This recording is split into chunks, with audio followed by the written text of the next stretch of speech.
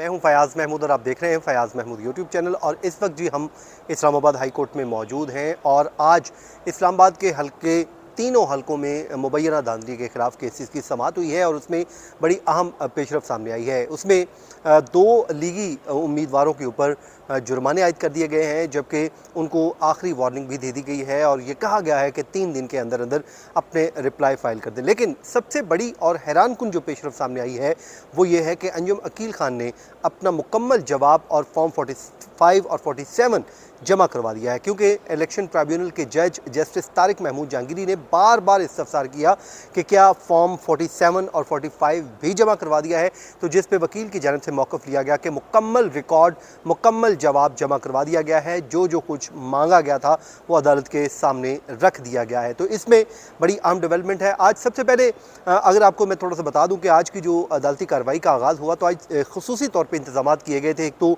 Police की भारी रफरी तैनात की गई थी कमरा अदालत के अंदर भी और कमरा अदालत के बाहर भी, और खुसूसी पासेस जारी किए गए थे ताकि कोई भी गैर मुतलका शख्स अदालत में पेश ना हो सके, क्योंकि उसकी वजह ये थी कि जब इलेक्शन ट्राइब्यूनल को कार्रवाई से रोक दिया गया था उसके बाद ये जो है वो फंक्शनल नहीं रहा था। तो आज पहली बाज़ाब्ता समाअत थी, जिसके बाद हुक्म इम्तना मिलने के बाद जब आज पहली समाअत थी तो शायद इस वजह से इंतजामात को यकीनी बनाया गया था। सबसे पहले इलेक्शन ट्राइब्यूनल के जज जस्टिस तारिक महमूद जहांगीरी ने वकील से कहा कि आज हम पहले तय कर लेते हैं कि इस अदालती कार्रवाई को हमने कैसे आगे बढ़ाना है। तो उन्होंने इलेक्शन एक्ट के मुख्तलिफ जो रूल्स हैं और सेक्शंस हैं वो पढ़ने के लिए हदायत की और वकील को कहा कि आप ये पहले पढ़िए ताकि सबको क्लियर हो जाए कि ये ट्राइब्यूनल की कार्रवाई आगे कैसे बढ़नी है। जिसमें बड़ी इंपॉर्टेंट चीज़ें सामने आई जो इलेक्शन ट्राइब्यूनल में था कि जो 7 दिन के अंदर कोई इल्तवा मांगता है तो उसको 1 लाख रुपए तक जुर्माना हो सकता है। उसके बाद ये भी बताया गया कि प्रोसीडिंग जो है वो रोज़ाना की बुनियाद पे होनी है, 180 दिन में फ़ैसला होना है।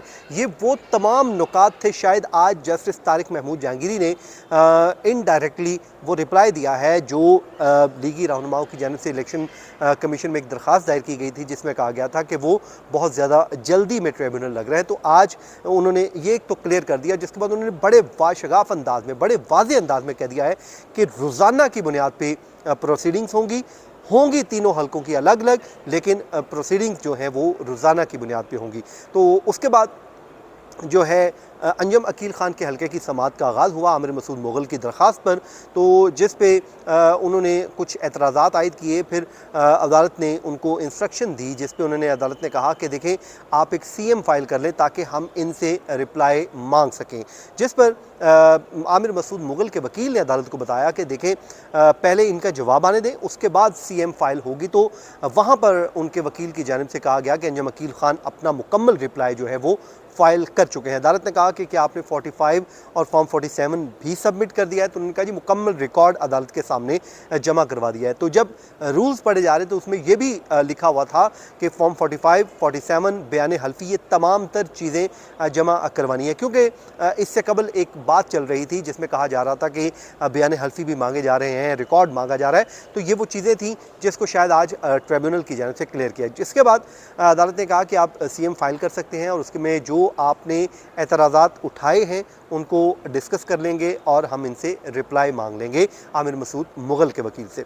उसके बाद जनाब अगली जो समाअत हुई उसमें जो है वो राजा खुर्रम नवाज़ की दरख्वास्त पे हुई। तो उनसे इस्तफसार किया गया कि क्या आपने जवाब जमा करवा दिया है जो अदालत ने आपको ऑर्डर किया था, तो जिस पे जवाब मिला कि अभी तक जवाब जमा नहीं हुआ, क्योंकि जो ट्रिब्यूनल है वो फंक्शनल नहीं रहा था। तो फिर अदालत ने अपने 2 ऑर्डर पढ़े। उन्होंने कहा कि जब फंक्शनल था, ये 2 डेट्स पर समाअत हुई, तो आपने क्यों जमा नहीं करवाया। तो फिर उन्होंने कहा कि हमें वक्त दे दिया जाए ताकि हम जमा करवा दें।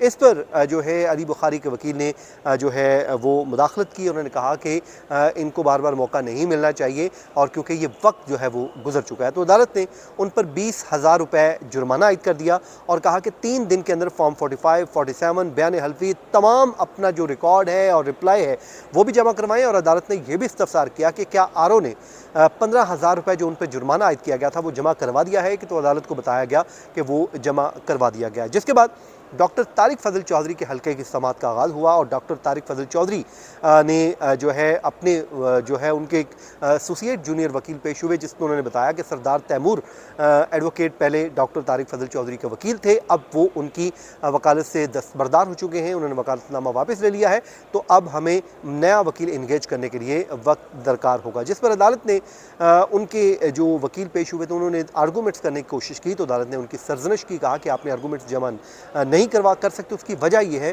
कि आपका वकालतनामा जमा नहीं हुआ। आप सिर्फ कोई बात बता सकते हैं, लेकिन तब तक आप अपने आर्गूमेंट नहीं करेंगे जब तक आप कोई अपना वकालतनामा जमा नहीं करवाएंगे, और अब आप अगर बोलते हैं तो फिर आप पे हम जुर्माना भी करेंगे और आपको नोटिस भी करेंगे, जिस पे उन्होंने माजरत कर ली।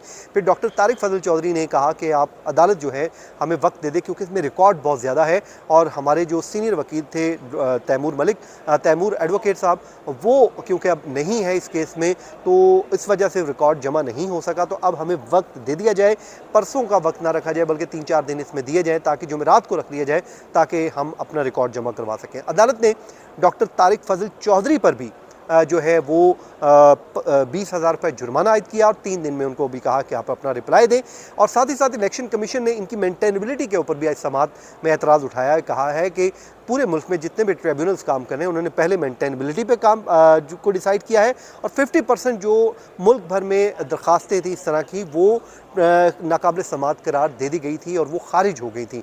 तो इसलिए पहले अदालत जो है, ट्रिब्यूनल्स जो है वो इनकी मेंटेनेबिलिटी पे आर्गूमेंट्स कर ले, उसके बाद इसको आगे बढ़ाया जाए। बहरहाल जी, इन तीनों हलकों को अदालत ने कहा कि रोज़ाना की बुनियाद पे सुना जाएगा, अलग अलग सुना जाएगा, जिसके बाद जो है 9, 10 और 11 3 तारीखें दी गई हैं और इसी महीने की, और तीनों तारीखों पे अलग अलग हलकों की समाअत होगी। और अदालत ने कहा है कि अगर ऑर्डर पे इम्प्लीमेंटेशन ना हुई, अमल दरामद ना हुआ, तो फिर इनकी रुकने कौमी असम्बली की जो मेंबरशिप है वो भी मुअत्तल कर दी जाएगी, जिसके बाद केस की समाअत मुलतवी कर दी। और अब अगली समाअत पे हम आपको अपडेट करेंगे। अपना फीडबैक देना मत भूलिए। मुझे दीजिए इजाज़त, अपनी दुआओं में याद रखें। अल्लाह ने के बाद।